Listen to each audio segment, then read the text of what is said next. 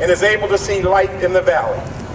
For as breathtaking as the quality of light is at the peak, we're caught short of breath for a different reason.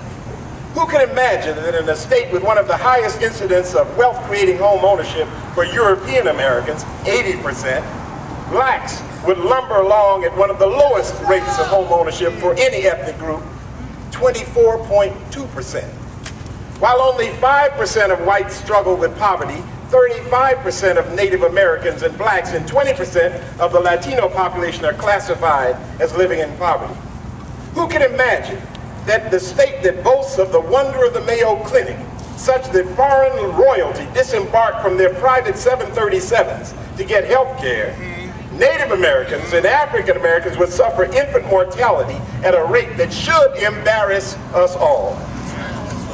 There's a disquieting conversation being held in the halls of our state government.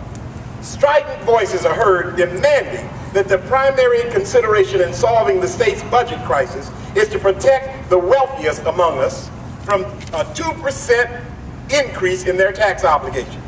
Rather, they seem proud to craft strategies that would worsen the health, education, and opportunity plight of the least well-resourced among us.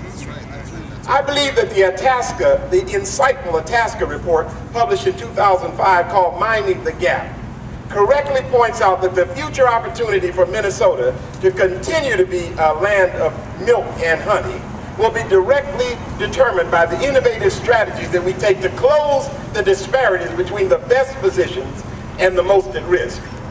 I would appeal to the same far-sighted corporate leaders that created the Itasca Project and published this insightful report to communicate something to those who mistakenly believe they are carrying your banner and are fighting to preserve the gap.